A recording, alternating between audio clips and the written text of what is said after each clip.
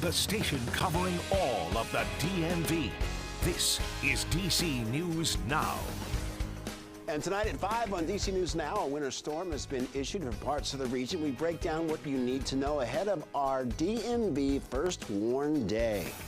The ex-superintendent and public information officer for Loudoun County Public Schools in court for the first time. Their board is meeting for the first time after being indicted by a grand jury. And stretching your dollar tonight when it comes to the prices of groceries. How you can get the best bang for your buck. And thank you for joining us for DC News Now at 5. I'm Mark Hall. DC News Now's weather team is tracking a winter storm that will impact our region. And you can see the track of the storm that is expected to hit us late Wednesday. And we have you covered with everything you need to know. Chief Meteorologist Janessa Webb, Meteorologist Damon Matson are tracking the storm. And DC News Now's Katie Ree is standing by on what is being done to get the roads ready. Janessa, let's start with you.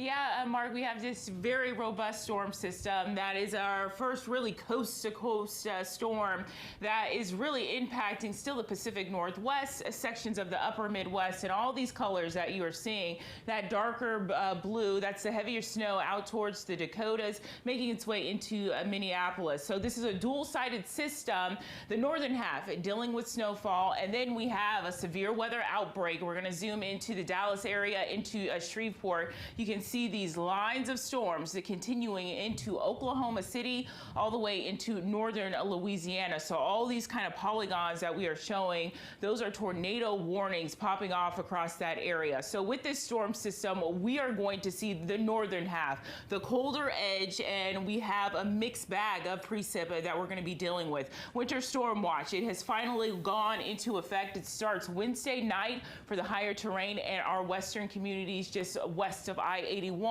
and that's going to extend into your Thursday. There is that possibility that this starts to get expanded into sections of Washington County, Westminster as well. I think the backside of that this storm system will provide a little bit of freezing rain and some snow across that area. So Futurecast is important because our models now, they are starting to come into agreement, and the primary threat right now is the freezing rain. So this is a good amount of ice accumulation that we're going to continue to pick up across the area. So for tonight into your Wednesday, we are A-OK. We'll start to see a few more clouds working their way in by tomorrow afternoon. I do think this model is a little overdone for tomorrow, where they're showing some scattered showers, but really overnight Wednesday into your Thursday, that's when this moisture, it surges in. Right now, models are saying 6 a.m., this makes it into the DC metro area. Look how far south it is starting to go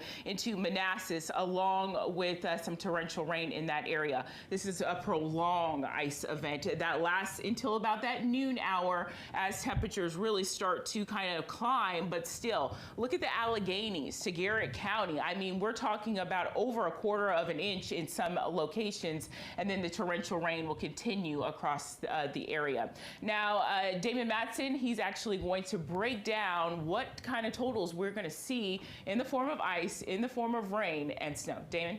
Yeah, that's exactly right, Janessa. This is going to be a winter storm that produces every type of precipitation you can think of, but primarily here we're talking about ice being the main concern as we move along here with time. So let's go ahead, let's get this up here to the ice totals that we could potentially see. This is going to be a prolonged event, like Janessa said, for our western counties. Back off toward DC, yes, we could get that brief bit of time in the morning where a glaze of ice develops, but the rain in the afternoon should melt that. But look at some of these possible totals. Again, this is just one model run, but we're talking about upwards of 1/4 of an inch of ice and even more than that along the highest ridge tops. And when you get that much ice, that is enough to weigh down the power lines, weigh down the trees, and make roads absolutely impassable. So if this becomes this type of ice storm, we are going to talk about dangerous conditions back to the west. Now, on top of that, this is not really a snowstorm by any means whatsoever, but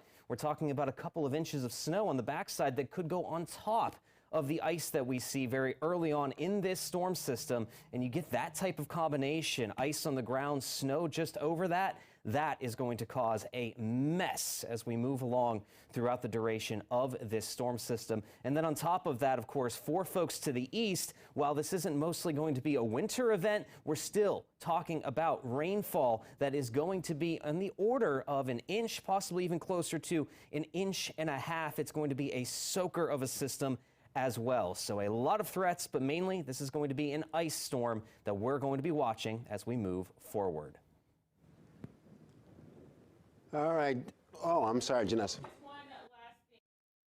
Back to the ice accumulation, just want to show people that is really the primary thing that we are going to be watching, because it could be debilitating in some areas. We never like to see ice accumulation that picks up across the higher terrain like this. But I think for the latest model run, look how now this has updated into Manassas Park, into the DC metro area. We're talking 6/100ths of an inch. And so really it's kind of that glaze across roadways, but this will impact at this point I-95. So it's really something we are going to keep our radar on. We still have, over about 48 hours before the highest impact starts to impact the area. And so we're going to watch these totals. We'll keep you updated. Mark. All right, Janessa, Damon, thank you both.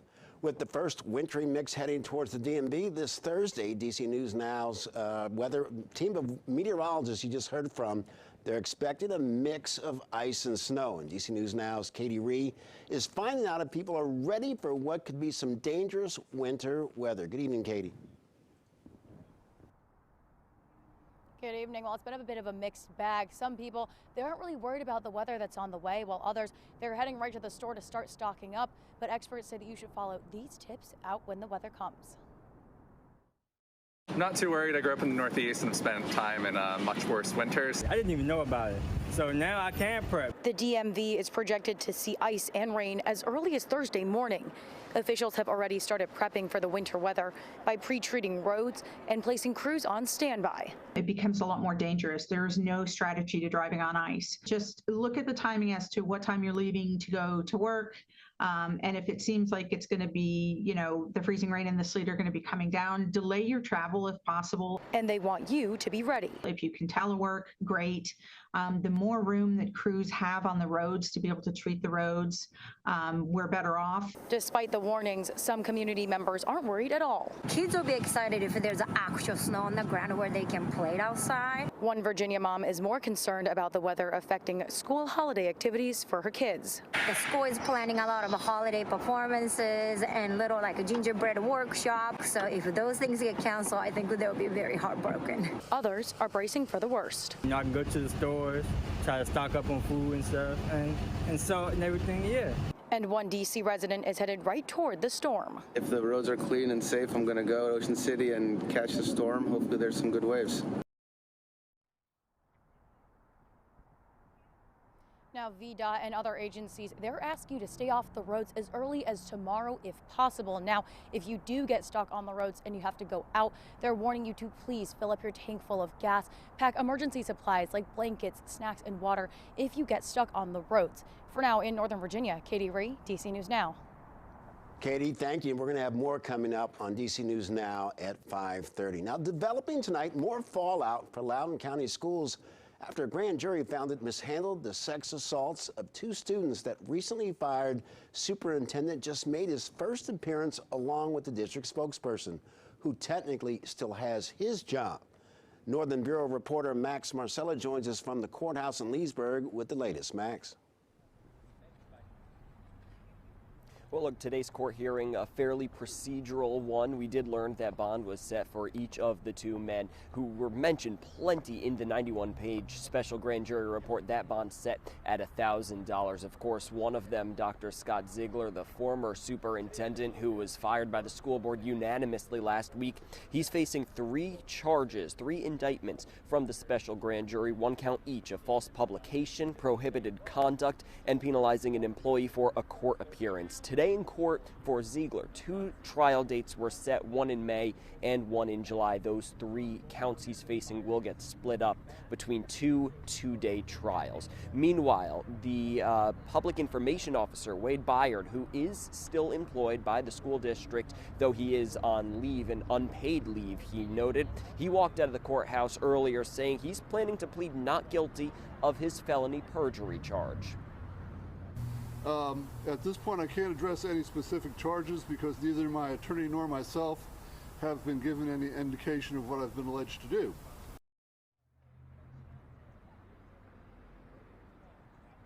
Now, the parents of a minor who was sexually assaulted in a Loudoun County school, well, they were here in the courtroom today. Something that they described, they were pleased to see that there was, this criminal procedure starting. They did say, though, that while they were happy to see that this is happening, they are actually over in Ashburn right now, where the Loudoun County School Board is meeting to discuss recommendations from the special grand jury, and they say that they hope the members of the school board who were on that committee last year no longer have their jobs for long. Reporting in Leesburg, Max Marcella, DC News Now. Max, thank you. The family of Troy Bullock, the man shot by an off-duty FBI agent at a metro station last week, is demanding answers and accountability into his death. And they did this at an emotional news conference this afternoon. The family was supported by civil rights activists and others who have lost family members to police shootings. DC News Now's Leonard N. Fleming covers government and politics for us. He joins us now with the latest. Leonard. Yes, that's right. The Bullock family say the authorities have been stonewalling them and that Troy Bullock's family hasn't even been able to see his body. And they feel like the man they described as hardworking and loving to his family has been demonized by police. I just don't understand. I don't know. It's just so hard to know that we won't see him again. Troy Bullock's aunt, Shirlene Bullock Turnage, couldn't hold back tears. Nor could his pregnant girlfriend, his parents, or other family members, incensed and saddened at his death.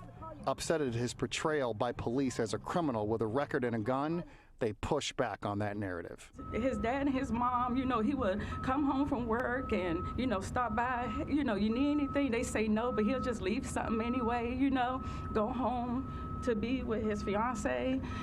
She was waiting for him to come home and cook dinner because he liked to cook. Tay Campbell was a witness to his hard work for a moving company. Every time that I saw him or know anybody that knew him, they all said great things about him. Like, he was a really good guy, a great family man, and he would take the work first. He would be the first one to put it all on his back. Other people who lost loved ones to police shootings showed up too in support.